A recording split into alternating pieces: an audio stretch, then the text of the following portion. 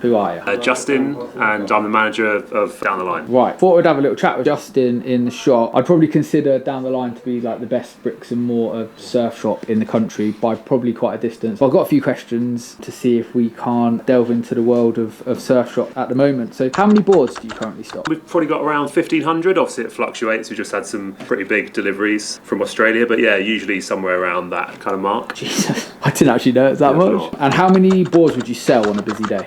That can be down to many factors: footfall in the shop, weather. Also, the main factor for us is surf. If the surf's pumping, you can have boards flying out online and in the shop, and yeah, it can be a lot. Best day ever on record. Do you know Best day ever on record? I think that would actually go. I don't know how many people out there can remember this. We did a big boardroom blitz one day, which basically was, at the time, it was probably about 6 years ago. It was when there'd been a transition from FCS 1 to FCS 2. Yeah. There's quite a lot of older stock, and Trev decided to clear it all out. We filled this room with boards, some crazy like sailboards, and basically cleared the whole room. There's people queuing outside the shop. Someone slept outside the front of the shop because there was like this quite rare Bing that they really wanted, and actually slept in their car out front. It was crazy. We've had similar for our stupid surfboard set. Yeah, it's what I was going to say. But the most we did was 34. So I bet you smashed that, didn't you? Yeah, I don't actually know what the figure was, but it was literally this room was packed, and it was pretty much cleared by the end of it. There's about 1 million in. There was a lot. Jeez. What would you say the biggest problem is for surf shops in today's market? Obviously, we've been through a pretty crazy time with COVID and stuff like that. Deliveries and kind of production lines were really, really affected by all those issues. We're kind of still finding the balance of that now. I think everything's kind of on the up and we're getting through it. There's always something happening in the world that's having an effect. Shipping at the moment, there's some problems with stuff like that globally, just logistic wise.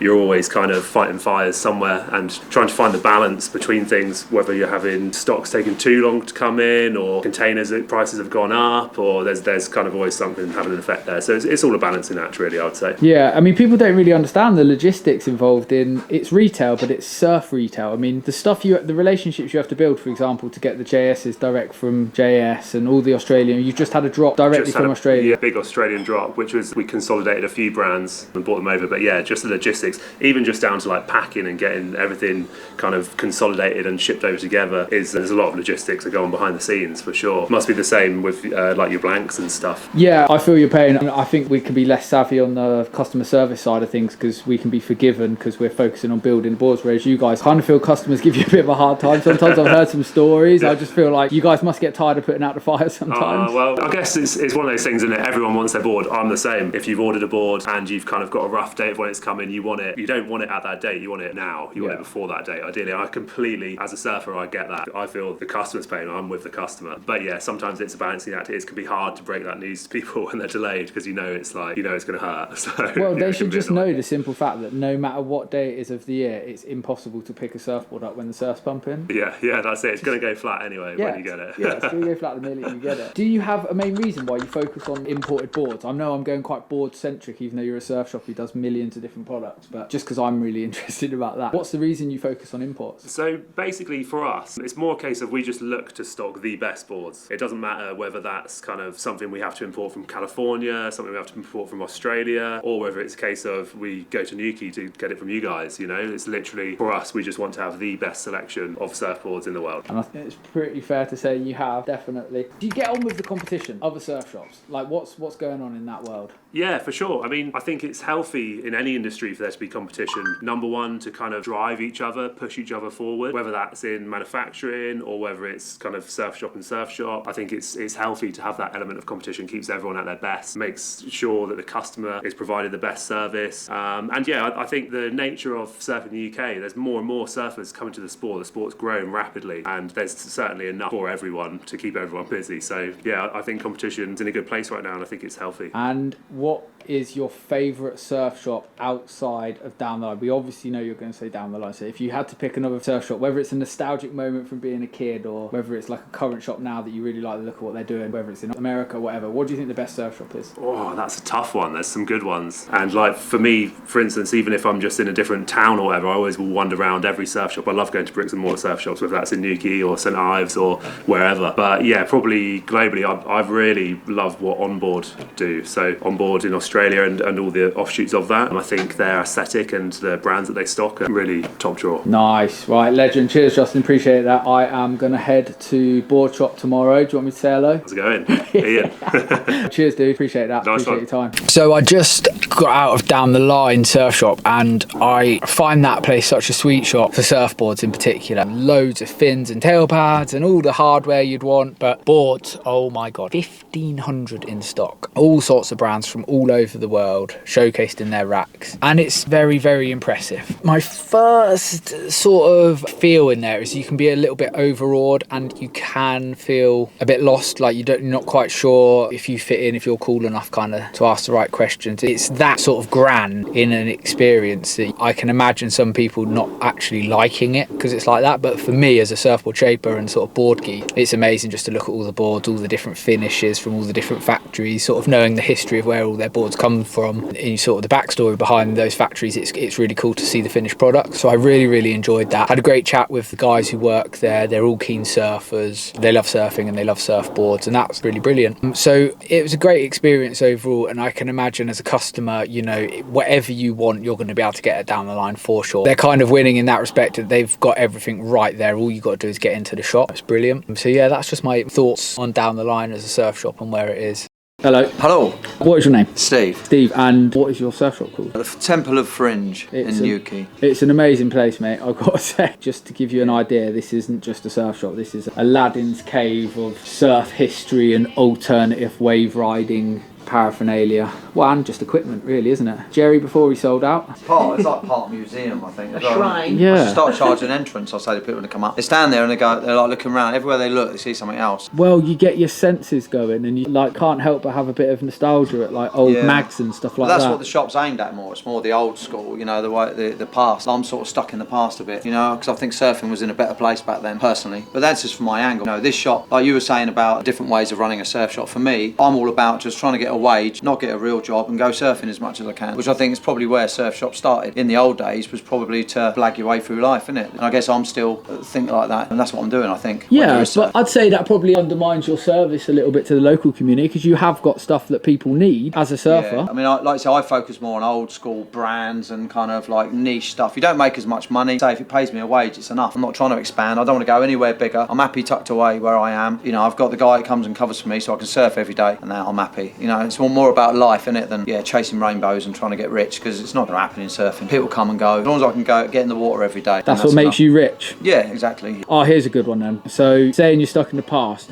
based on your relationship with surfing as you grew up, what was a surf shop to you when you were younger? And I think it was a place that you identified with. I guess the people in there, you'd walk in a place, you'd smell the wax, and you'd see people hanging out, and it's like, it's a community thing, isn't it? Like you say, you're having a cup of tea, people are there, everyone's got red eyes, or like, you know, surf stoked, give people a bit of shit, you know, a bit of banter. You go in there, you know, you try and blag a sticker or a block of wax in it, all the groms. It's not about going through the rack going, for me, going, oh yeah, do you want to buy this? Do you want to buy that? It's kind of like, yeah, I don't mind if you don't buy it. It's up to you. I'm not going to push it on you. Yeah. You know, you make your own mind up. What do you think your most... I mean, because I don't know if the camera's picking it up, but you have got every which way to ride a wave, haven't you? Basically, like from the belly boards to the foamies to the surf mat, got the swim fins. Do you know where I see a lot of these now? Is the dads pushing their kids in. Yeah, that's wicked. Body surf. Yeah, it keeps you fit. Get rid of them and then go body surfing. Yeah. You got the hand plane bodyboards, you got surfboards, you got local shapers as well. And do you have any strong opinions on imported surf products? I'm not a fan as such. I'd rather everything was local, but like I say, we've got all the belly boards, we've got the hand planes. Most of that isn't big industry, so there's not a lot of money in it, but that's what we love about it. So the industry doesn't really want to know about it. You know, I'd rather be like the 1 in 100 than 101 in the lineup. I think you're batting there. Do you mind if I talk about, I think you're leaning on it actually. Steve does this thing called Real Surfing Magazine, and I don't know what goes into one issue, but it is absolutely ram-packed full of actual interesting, quite often British orientated surfing related stories and history. And then your Instagram posts as well, which have become a bit of a local cult, haven't they? I know, it's weird, yeah. People seem to like it, yeah. It's but cool. I'm just speaking from the heart, you know, for me, digging into the past, I'm digging into the subculture. For me, surfing, in my head, I live in a bit of a bubble. So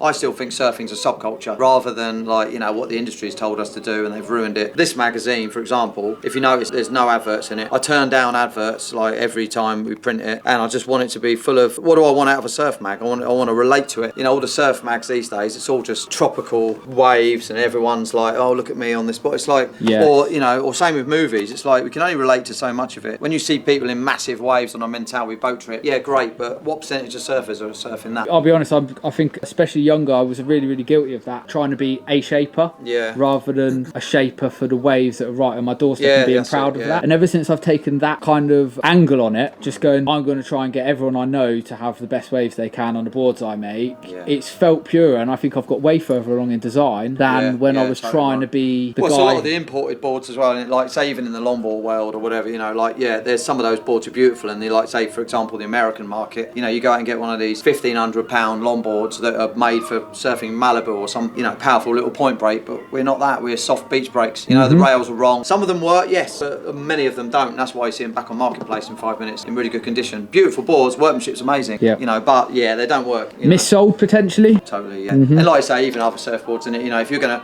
look like the Hypto Crypto came out, it was a right board. Most people could ride it if you're a good enough surfer. But Craig Anderson's gonna make anything look good. You know, so he's out there. So you're gonna aspire to that. I'd rather aspire to the guy I see down at Fistral. You know, like surfing. Oh, he surfs really well. What's he riding? It's a bit of a shame if he's riding something from China, isn't it? Ultimately. I do find it interesting because you say you're stuck in the past, like I heard you say a couple of times, and that the industry's, you know, almost got on top of itself, for want of a better phrase. But do you know what I always felt like when I was a kid, that I wasn't cool enough to be a surfer. So like maybe that's an age thing. Yeah, maybe, but that's what I liked originally about surfing, not because it was cool. Well, maybe you are a kid, you do think it's cool, I suppose. But you know, surfers are cool, right? Skaters and all that. Yeah, but for me, that's what I liked. You know, the rebels and the characters of surfing and the subculture of it. You know, I was attracted to the guys that had given a finger to the man, not being the man. You know what I mean? And I just think, now look at it. It's bloody. Who's running all these big brands now? It's all like these corporations that run Gucci and whatever. They don't give a shit about surfing. No, you know, we've got to take it back. I wish we could just take it back to how it would be. You know, the roots of surfing. But I know it'll never happen. It's gone too far. People need to support it. Why are these young shapers around here who make great boards? Some of them, you know, amazing. Here, they're surfing here, and they're not being supported because everyone wants the latest fad. We all follow fads and fashions. Unfortunately, it's human trait, isn't it? But it doesn't work. Like I was saying to you, I'm sort of a bit. I'll bury my head in the sand a bit maybe, and I don't really care too much of what's going on in the progression of surfing. I'm almost the opposite. With the belly boards and body surfing, it's taking it back to the purity of it. Why did we get into surfing in the first place? Because it was bloody fun. As a kid, playing around the shore break, whatever, you know, many other countries, they would go body surfing first before they surf. But now you see all these streams of kids with surfboards going down the beach, all these massive surf groups. And you think, why don't you just take them on a bodyboard or a belly board or get them in the water, getting used to it, understand the ocean, because that's something you can't buy, innit? Ocean knowledge, you know, getting in the water. So why have we all got to go straight into surfing? It's because it's cool, innit? And everyone wants to be surfing because it's the thing. Like bodyboarding, it's dying on its arse. You know, you hardly see anyone on bodyboards these days, but it's so much more accessible, you know, because it wasn't cool, was it? We all looked down. I started bodyboarding. Bodyboarding ain't cool, right? No. But some of the kids, like I say, the kids that started on bodyboards, you get that awareness, you get that confidence in the water. But all this body surfing and belly boarding and all the hypos and knee boards, and there's more than one way to skin a cat, that's for sure. It's sure a lot more fun. Wow.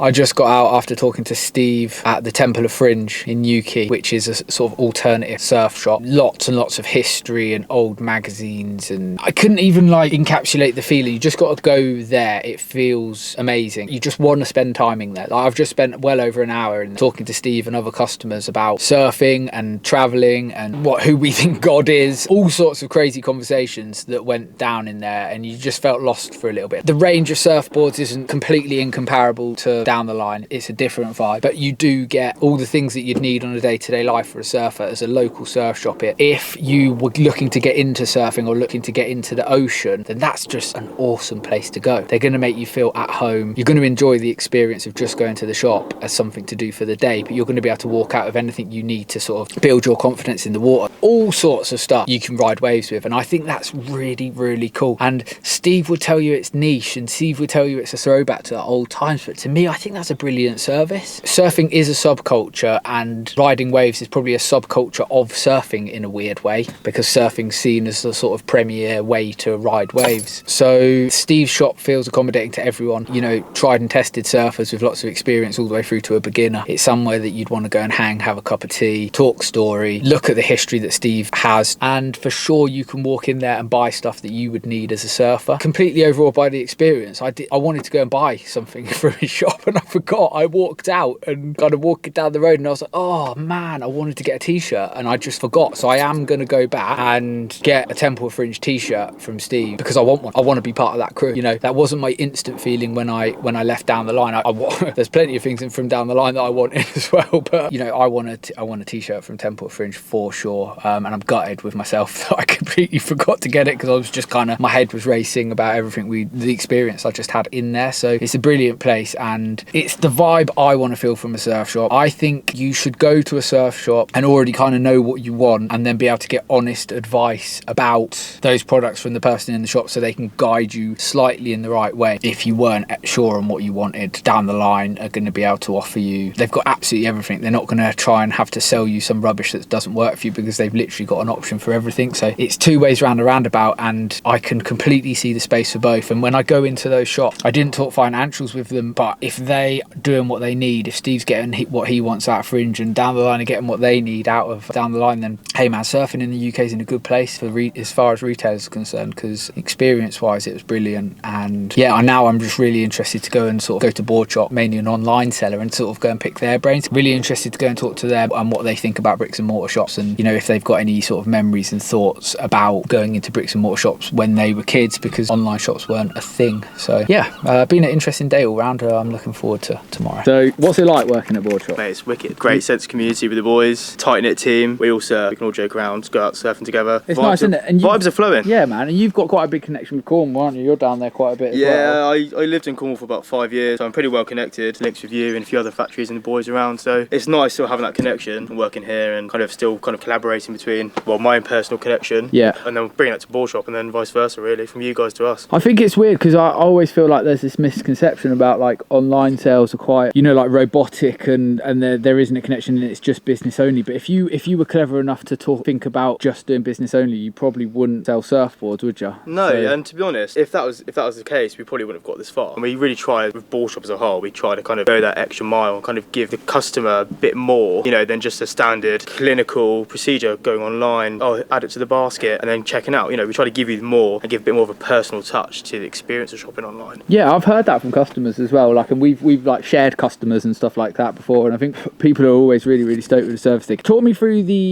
Boardshop promises. Yeah. So Boardshop, we call it the Boardshop promise. So you've got three major factors here. So you can trade in your old board to offset it against a new one. So it actually gives people an opportunity to get decent boards, which can be obviously, boards is an investment. Boards aren't cheap anymore. So it gives people the opportunity to get that dream board they're wanting for a better way of consuming it. So that's trade-in. You can finance your boards. Financing it just makes it a little bit easier for people. People still want to surf. People still want to have good equipment. We want them to have good equipment, but how can we make it easier for them to get that dream board? And then the 30-day ride-out guarantee. That's the best one. That's the best one. Honestly, the best one. So say if you have this board in your mind, you know, this short board, thinking, yeah, I'm going to go 5'10", 32 litres, whatever. Take it out. It's not for you. You don't dig it. That 30-day ride-out, you have 30 days to figure out, can I upsize it or should I change the board? It just gives you another out, you know, for you to get the right board, right equipment. A bit more confidence. Yeah, there's nothing worse than investing, you know, money in a full setup. You take it out and you think, God, this is not for me. Yeah. And you're stuck left with it. We give you the opportunity to get back on the right equipment without being out of pocket, essentially. And it kind of puts the onus on you guys, in my head anyway, it puts the onus on you guys not mis-selling. You know, because that's quite one thing that I've spoke to customers about is like first board experiences. Like one of my friends, his first surfboard he got sold by a surf shop was a 6'8" gun. Yeah. So like, you know what I mean? And it's like, that's the horror stories I think that's also the thing with us as well. Yeah, we're mainly online, but we try to be as genuine and realistic as possible. Like I surf, I've been surfing a fair few years. I don't shred. I'm a very average surfer, and I quite like to relate that to people when I kind of talk through boards or recommend them. But you are always buying the new ones coming out and trying them yourself. I mean, I try as many of the boards as I can. And okay, we're not granted consistent good waves here, but we do get surf. And when we do get out, I do take new boards out, test them out. We try, and same, not just me, but Ian, Rog, you know, all the other boys. Roger. They wouldn't even understand. He's a hoarder. He has a problem. How many boards has Rog got, do you reckon? Probably over 30. As a good educated guess. I think that's as many as he's bought off me this year. Well, I really appreciate your time, because obviously I had to force him to get on the camera basically, because Ian's not here for the day and Roger's gone for his spinning class, which is odd. Weirdo. Yeah. Or Pilates, was it? Pilates, either or. Could be both.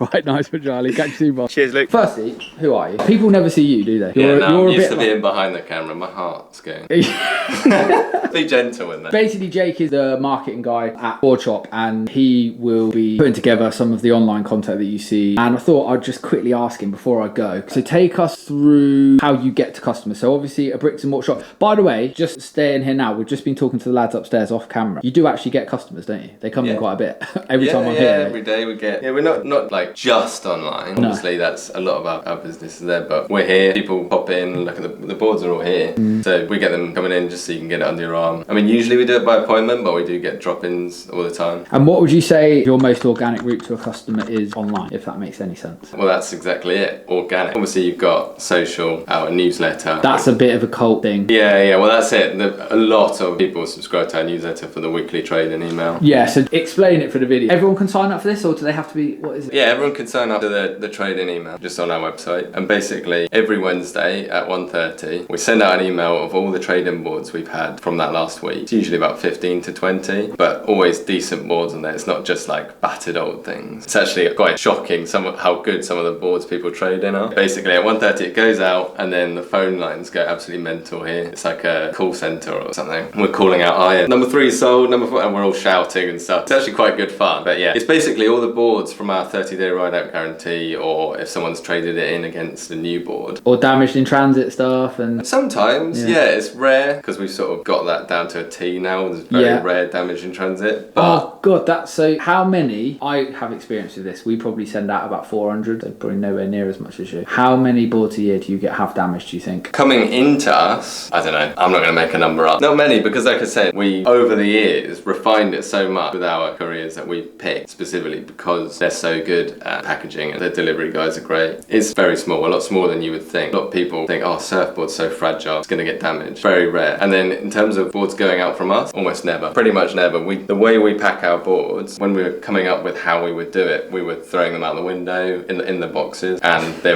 were fine. So we've sort of nailed it down to I guess almost none. That's kind of some of the stuff you have to do as an online seller. You have to make sure that bit is pretty on point. And do you have any sort of plans, content going forward? Like, I mean, obviously Ian's got a bit of a cult following for his board reviews. So you kind of got the newsletter. He gets recognised all around the world. Yeah. He pretends. Boardshop. Yeah, he pretends that he doesn't like it. He loves it. Oh, he 100% loves it. Yeah, content-wise, obviously we've just done the board awards, which was like great. So can you remind me which board won, where it's made? Because I've forgotten. Obviously Love Machine FM. Yeah, boy. Partly Ryan Lovelace, but also just because it's a magic board. Yeah, so we just did the board awards. It was 10 different awards across different categories, and we had everyone vote on it. We had hundreds of thousands of votes. Yeah, just a bit of fun, really. You get feedback on what people like, but at the same time, it's a discussion piece. But it's how we talk. It's how surfers talk when they're down the pub, isn't it? And like you have magic boards. Everyone like would remember a magic board that they've had, and I think stuff like, I know what you mean. There's not a huge amount of value in it. It doesn't mean one board's better than the other, but it's cool that someone's doing stuff like that online, and it gets people talking. And I did hear people, like, I'm not going to mention any names, but I did hear other people from other surf shops say that you fixed it, and I was like, they definitely did. We can't fix it because it was a public vote. Like, you could. But isn't it funny though that someone, like, there's a conspiracy theory about a kind of bullshit award online? I just thought it was funny. It made me realise that maybe there isn't aliens, because people will come out with the weirdest stuff. But anyway. So yeah, that was the board awards, and we did March Madness before that as well, which is similar sort of thing, but a bit more like putting boards head to head. It's stuff like that I just, especially on socials, that's the sort of thing that I think it's a bit different to what everyone else is doing. It's a bit of fun that we just want to not fall into the same pool as everyone else and just have our own little niche. What do you think the most important thing is for your relationship with your customers? That's a deep one, sorry. Being personal with them, chatting to them like they're real people. We're surfers, they're surfers. Let's talk like that's the case, and not some corporate company that's, I don't know, you know what I mean? Yeah, I got you. No, I got you. And lastly, I'll leave you there. I know you got to get back to work anyway. What's it like living here as a surfer? I look at a beach out my window every day. I get to surf all the time. Is it frustrating? Do you like it? What's it like? Frustrating is a good word. There's pros and cons to it. In the surfing side of things, there's more cons. I mean, we get surf here. In the winter, it's fairly consistent. Summer's torture. Got in yesterday, and it was like, I was sat in there like, why am I here? It was 5-second intervals, just stormy, wind chop. Yeah. Still had fun. It's nice to be in the water, but I wish I was somewhere else. I literally just got back from Bali as well, so the comparison was just huge. But well, at least you don't have to travel 6 hours to get to a that's it. That's one of the pros. That's one of the pros. But the other thing, I mean, I don't know if I just tell myself this, but having to surf in these conditions all the time makes you a better surfer in the good conditions, because you're having to work harder to pick your waves, to pop up on a just awful condition. Yeah, I'll kind of give you. I definitely think you're going to appreciate the better days more than someone who's spoiled. Yeah. Definitely. And yeah, I get what you're saying. You kind of got to be a bit more in tune with the athletic side of it to get the most out of your smaller waves. Yeah. I think that's the case. I think that's why you see loads of world champions from Cocoa Beach. I'm not quite sure if it is translated yet from UK to the world scene. Maybe Lucas Skinner's changing that mindset. But yeah. Fair enough. Right, mate. I'll let you go anyway because I've taken loads of your time. Cheers for that, dude. Appreciate it. Cheers. Woo! I have just left Boardshop and spoke with the lads there. Unfortunately, the famous Ian Madden wasn't there to answer questions, but you know, they've got a great team there, so the boys gave me a bit of time away from their desks to, you know, talk about all of the little bits. I guess I had questions myself. I realised that now, I thought I was sort of doing this video and kind of doing it for customers, and now I realise kind of for myself. I feel like I'm on all of Surfboard Shop's teams, and that I've realised over the last few days that you need them all. I don't think there's one defining place that is a true surf shop anymore, and I think that bricks and mortar places would argue that, because maybe there's a slight resentment to a newer faction of the industry coming through in online sales, but there is a certain intimidation about bricks and mortar shops. You can be overawed by so many things to choose from, and obviously you've got lots of board reviews from Boardshop, and I think they probably get a bit of a rough ride from the core surf community. And after working for Boardshop, with Boardshop in particular, for a couple of years, and then before that I worked with Magic Seaweed, who are kind of like the original online surf shop, and to me they are the best team I've ever worked with in terms of retail. Magic Seaweed were awesome guys, and they got a hell of a lot of shit from the industry outside of what they were doing, but they sold loads of boards, their customers loved them, and they were brilliant to their suppliers. You know, they never let us down. So I guess I've always had a bit of a soft spot for online retailers, and they offer a different service, is basically what I'm saying. Someone who doesn't want to go into a surf shop and sort of publicly ask questions, they can do it anonymously on the phone, or they can do it by email, and they come to their own decision or be softly guided by their sales staff. So I like it, and I think that over the last couple of days seeing all these shops, I just got this vibe from everyone that they all identify as surfers, so they all the same, and they want people to know that. And I don't think that necessarily justifies their position in sales, so it doesn't have to for me anyway, but I love that that passion's there. It's pretty special subculture to be involved with, and you can do it online via this shit that I'm doing, this content, or by making boards, or by selling surfboards, or selling things that surfers need, and whether that's bricks and mortar or online sales. I don't think it matters if at the end of the day everyone gets what they want and people feel like they're giving a value to their crew, that being surfers in this case. So all really positive. It was quite eye-opening for me to actually think about the option and reflect on them after coming outside of the different places. I think it's fair to say that Down the Line is the best bricks and mortar shop, one of the best in Europe, definitely the best in the UK. In terms of board range, I think it's probably fair to say that Boardshop are the biggest online retailers, and I think it's probably fair to say after going in tomorrow that you can't get more of a community feel than Steve at Fringe. So I feel like it's been three really, really good places that probably, although other retailers might not want them to, they're kind of covering all bases. Although I could go to a million different surf shops, it does give me 3 different points of view. So yeah, it's been good experience, and I look forward to working with everyone long into the future, Boardshop and Down the Line, and going in to see Stephen. I hope you enjoyed this video. I certainly enjoyed thinking about it and talking to everyone from the shops, and wherever you buy your surfboards from, as far as I can see, you're going to be doing it from places and from people who love surfing, and that ultimately is probably the most important thing. So yeah, all in all, nice and wholesome. Cheers guys.